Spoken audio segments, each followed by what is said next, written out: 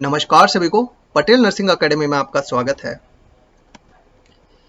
मैं हूं सतीश पटेल और आज हम डिस्कस करने वाले हैं आईसीयू के क्वेश्चन, वहां पे बनने वाले प्रैक्टिकल बहुत सारे क्वेश्चंस। यदि आपने पेपर अटेंड नहीं किया है, डिस्क्रिप्शन में इसका लिंक है। बहुत सारे इंटरेस्टिंग क्वेश्चन है, एक बार जाके आप जरूर अटेंड कीजिएगा और ये वीडियो जरूर दिखे। बहुत सारी मजेदार चीजें हम सीखने वाले हैं आज।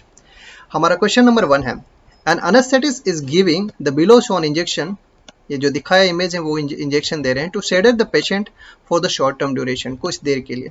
व्हाट द इंजेक्शन इज, इसका नाम क्या है? फेंटानिल, हेलोथेन, कैसियल, प्रोपोफॉल। और ये चीज है प्रोपोफॉल। इसको आईसीयू में तब यूज किया जाता है जब पेशेंट को यूजुअली इंट्यूबेट करना होता है। अनकोऑपरेटिव इरिटेट पेशेंट जो होता है उसको सेडेट करने के लिए इसको यूज किया जाता है। और इसका प्रोपोफॉल को मिल्क ऑफ एमनीशिया के नाम से भी जाना जाता है। यहाँ पे भी एक बार क्वेश्चन बना है तो ध्यान रखना है भैया। Question number 2, which of the following patient require the positive pressure isolation room. Isolation room होते हैं वो दो तरीके के होते हैं, पॉजिटिव प्रेशर आइसोलेशन रूम और नेगेटिव प्रेशर आइसोलेशन रूम। सबसे पहले चीज यहाँ पे मैं डिस्क्राइब कर देता हूँ कि जो पॉजिटिव प्रेशर आइसोलेशन रूम होते हैं वो उनके लिए होते हैं जो पेशेंट इम्यूनो कॉम्प्रोमाइज है, जिनको इन्फेक्शन होने का रिस्क है। और यहाँ पे हमारे पास स्वाइन फ्लू पेशेंट है, कोविड पेशेंट है, न्यूट्रोपेनिक पेशेंट है। न्यूट्रोपेनिक पेशेंट को रिस्क होता है कि इम्यूनो कॉम्प्रोमाइज होता है वो, और उसको पेशेंट को हम पॉजिटिव प्रेशर आइसोलेशन रूम में रखेंगे। जब भी कभी पेशेंट सेल्फ काफी इन्फेक्टिव है लाइक स्वाइन फ्लू या फिर कोविड है तो उसको नेगेटिव प्रेशर आइसोलेशन रूम में रखेंगे। इसका प्रैक्टिकल साइड एक और चीज है, हम देख लेते हैं कि सपोज ये हॉस्पिटल का एक छोटा सा सेटअप है जहां पे ये 5 आइसोलेशन रूम है। अब ये जो रेड बाहर की तरफ जा रहे हैं ये नेगेटिव प्रेशर आइसोलेशन रूम है जहां पे इन्फेक्टिव पेशेंट रखे हुए हैं। ओके, और ये जो लास्ट है ये न्यूट्रोपेनिक पेशेंट है जो कि पॉजिटिव प्रेशर रूम है। अब यहाँ पे एक एग्जांपल बताते हैं कि जब भी कभी नर्स एंटर करती हैं यहाँ पे तो डोर ओपन करने के बाद यहाँ का जो इन्फेक्टिव एयर होगी वो बाहर जाएगी। इससे क्या होगा कि जो इन्फेक्शन माइक्रो ऑर्गेनिज्म है वो इस कॉरिडोर में नहीं आएगा और बाकी पेशेंट को इसका रिस्क नहीं रहेगा।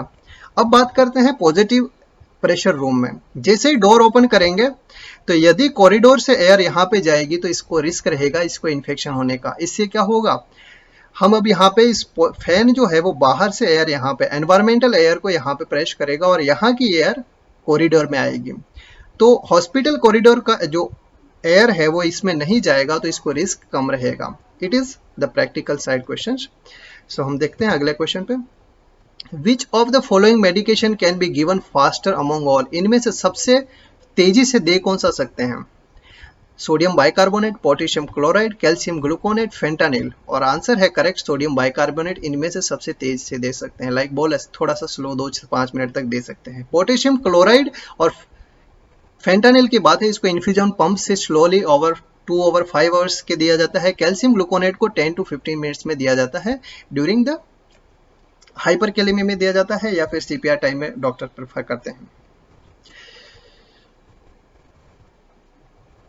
A patient admitted in the ICU since 11 days receiving the injection shown in the image। ये इंजेक्शन क्लेक्सेन एनॉक्सापेरिन सोडियम दे रहा है। इसका पर्पस क्या है और ये क्या चीज है?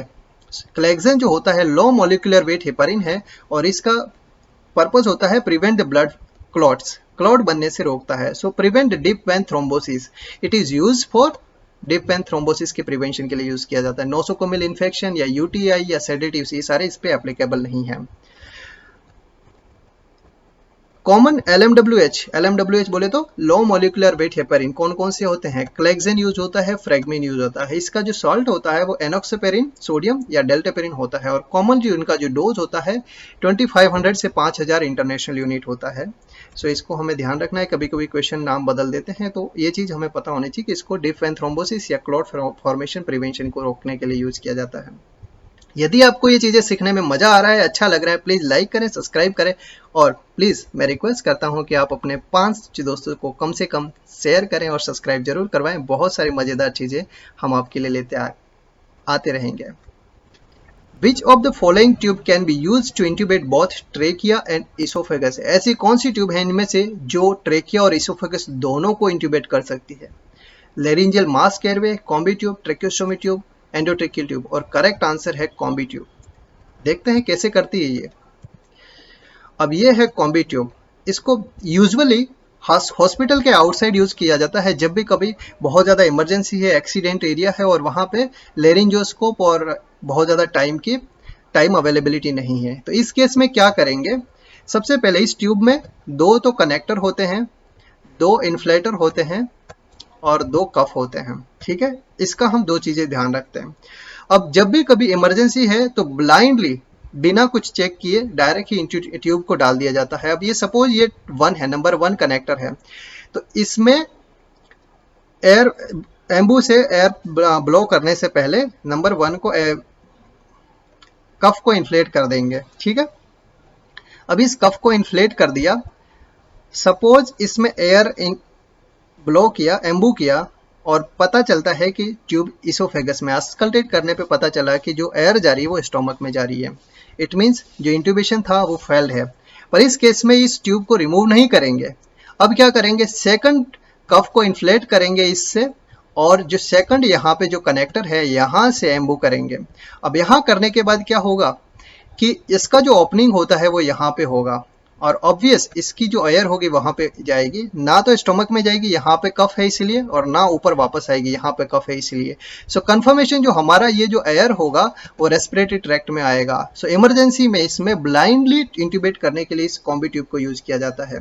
यहाँ पे ये जो दिख रही है वो थोड़ी रिजिड हार्ड दिख रही है पर सॉफ्ट है, so it is flexible. Laryngeal mask airway भी क्रिटिकल केस में जब इंट्यूबेशन पॉसिबल नहीं है तब यूज होता है, पर यह हॉस्पिटल सेटअप में यूज किया जाता है। A nurse is carrying a patient who is just intubated 5 minutes ago. Which of her action would be inappropriate? Inappropriate गलत कौन सा होगा? Arranging X-ray कर सकते हैं, करना चाहिए। Auscultating breath sound करना चाहिए। Asking the patient to speak और ये inappropriate action है। Detecting end tidal CO2. So ये पेशेंट स्पीक नहीं कर पाएगा जो जस्ट इंट्यूबेटेड है। Intubated patient can not speak. Non invasive mechanical ventilation is use in which condition? किस कंडीशन में non invasive mechanical ventilation use किया जाता है? और नॉन इन्वेजिव मैकेनिकल वेंटिलेशन का मतलब है बाइपैप, अपर airway tumour, sleep apnoea, copious secretion. Copious का मतलब बहुत ज्यादा सिक्रेशन है, डिफिकल्ट वीनिंग फ्रॉम वेंटिलेटर, और ये यूज किया जाता है स्लीप एपनिया में। पेशेंट, ज़्यादातर पेशेंट एट होम भी यूज करते हैं क्योंकि ये नॉन इन्वेजिव मेथड है, काफ़ी इजी टू ऑपरेट है। अपर एयरवे के ट्यूमर में यूजुअली वेंटिलेटर होता है और कॉपियस सिक्रेशन में भी वेंटिलेटर पे होता है patient. Difficult weaning from ventilator, और वेंटिलेटर से वो रिमूव नहीं हो पा रहा है तो बाइपैप तो इससे less effective, less useful method है। सो पेशेंट को नॉन इन्वेजिव में नहीं लाएंगे वेंटिलेटर से जब डिफिकल्ट वीनिंग है तो। What the tubing connection is called? इसको क्या कहते हैं? BiPAP circuit, adaptive circuit, ventilator circuit, band circuit, और इसको बैंड सर्किट। ये दोनों चीजें कॉमनली यूज की जाती है। इसका एग्जैक्ट स्पेलिंग ये है बैंड सर्किट, और ये कभी कभी बैंड सर्किट भी ऑप्शन में आता है, इसलिए मैंने 2 ऑप्शन लिखे यहाँ पे। और ये तब यूज किया जाता है, फॉर एग्जाम्पल पेशेंट एक आईसीयू में है और उसको एमआरआई के लिए किसी और जगह पे ट्रांसफर करना है, तो ड्यूरिंग द ट्रांसफर टाइम इसको यूज किया जाता है। ये जो ट्यूब होती है वो ऑक्सीजन सिलेंडर से कनेक्टेड होती है और ये जो है ईटी ट्यूब से कनेक्टेड होती है, और यहाँ पे हम एम्बू की तरह इसको प्रेस करते रहेंगे। एक आर्टिफिशियल वेंटिलेटर मैन्युअली किया जाता है, so it is band circuit. A patient is on ventilator since 4 days. Has few connection as looks in the image. What the name of the encircle? ये क्या चीज है? ये जो है यहाँ पे ये क्या है? ये चीज infection reducer suction catheter, continuous suction catheter, close circuit suction catheter, suction catheter, और इसका करेक्ट आंसर है क्लोज सर्किट सक्शन कैथेटर। ये इस तरीके से होता है। ये तब किया जाता है जब पेशेंट को बहुत ज्यादा सेक्रेशंस है और पेशेंट हाई पीप मोड पे रखा हुआ है। अब इसका रिस्क क्या होता है कि यदि ओपन पूरा खोल के करेंगे तो रिस्क रहेगा इन्फेक्शन का, और दूसरा सडन रिमूव से, इसको वेंटिलेटर को रिमूव करने से एल्वियोलाई कोलैप्स होने का रिस्क रहता है। ये करने से एक तो इन्फेक्शन का रिस्क घट जाएगा और सडन कोलैप्स दोनों प्रिवेंट कर पाएंगे हम।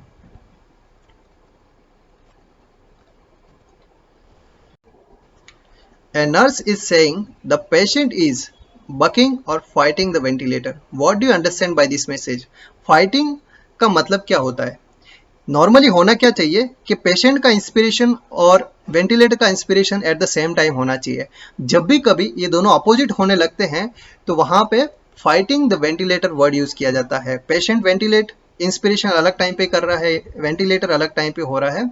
सो हमारा करेक्ट आंसर ये होगा, patient inspiration and expiration not parallel to ventilator. अब इसका अगला ऑप्शन एक और चीज है जो आपको कंफ्यूज कर देता है, ध्यान रखिएगा।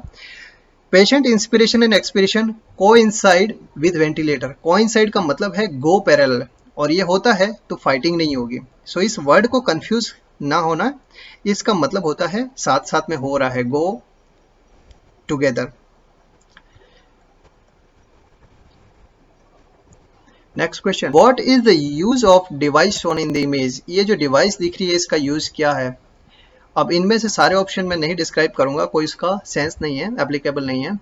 ये है ईटी ट्यूब, कफ इन्फ्लेटर और मैनोमीटर। इससे क्या होता है, इससे ईटी का ट्यूब का जो कफ होता है उसको प्रेशर चेक करेगा, और इसका ये जो हैंडल है ये है, इसको इन्फ्लेट भी किया जा सकता है। ये कंप्रेस होता है बीपी कफ की तरह, यहाँ से प्रेस करके इन्फ्लेट किया जा सकता है। और बहुत सारे सेटअप में जहाँ पे रिसोर्स कम है वहाँ पे सिरिंज से कफ को इन्फ्लेट किया जाता है। उसका रिस्क क्या है, यदि प्रेशर ज़्यादा होगा तो वहाँ पे लेरिंजियल टिश्यू में नेक्रोसिस हो जाएगा, और प्रेशर कम है क्योंकि पेशेंट का जो एयरवे होता है वो डिफरेंट होता है, इसलिए एग्जैक्टली कितना ml पुश करना है वो नहीं पता चल पाएगा। सो लो है तो वहाँ पे एग्जैक्टली वेंटिलेशन नहीं हो पाएगा, लीकेज होगा एयर का। अगला क्वेश्चन है, a nursing officer working in the ICU team carrying the critical patient and intubated patient has intubated. The doctor asked the nursing officer to inflate the ET tube. What the pressure she should set? कितना pressure रखना है इस ET tube के कफ में। अब इसका correct answer है 20 से 25 mmHg। यदि एंडोट्रेकियल ट्यूब है या फिर ट्रेकोस्टोमी ट्यूब है, इन दोनों का आंसर करेक्ट सेम रहेगा, 20 to 25 mm of Hg। Next question, a critical patient who is in ICU since 4 days has Foley's catheter, CVP line, and intubated. Which assessment is not important to look into?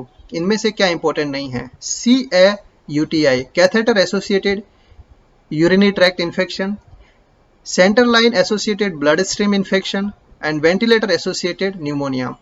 Foley's है तो ये होगा, जब CVP line है तो ये bloodstream infection risk रहेगा, और इंट्यूबेटेड है तो वेंटिलेटर एसोसिएटेड न्यूमोनिया है, और ये सारी चीजें इंपॉर्टेंट है देखना। सो हमारा आंसर है नन ऑफ एबो। कौन सा इंपॉर्टेंट नहीं है, हमारे लिए इंपॉर्टेंट तीनों है, तो आंसर होगा last one. A client has with acute respiratory distress syndrome is on A ventilator. Client peak inspiratory pressure and respiratory rate increasing, दोनों चीजें बढ़ गई है, and the PO2 is not improving, partial oxygen improve नहीं हो रहा। For the communication nurse call the physician and which recommendation, क्या करना चाहिए। अब यहाँ पे रेस्पिरेटरी रेट बढ़ रही है, पीक प्रेशर बढ़ रहा है, तो ये तब होता है जब पेशेंट फाइट कर रहा होता है, और यदि पेशेंट फाइट करता है तो उसका जो सॉल्यूशन होता है, इमीडिएट सॉल्यूशन होता है, वो पेशेंट को सेडेट किया जा सकता है, जाना होता है। So initiate the IV sedation, इसका करेक्ट आंसर है। High protein at this time is not so important, pain medication भी इंपॉर्टेंट नहीं होती है, और increase the ventilator rate, already rate of the ventilator respiratory rate काफी ज्यादा है, तो ये सारे एप्लीकेबल नहीं है। आंसर हमारा ये फर्स्ट है। सो आज का सेशन हमारा यहाँ पे कंप्लीट होता है। यदि ये सारी चीजें सीखने में मजा आ रहा है, प्लीज लाइक शेयर सब्सक्राइब करें। Have a good day, thank you very much, thanks for watching.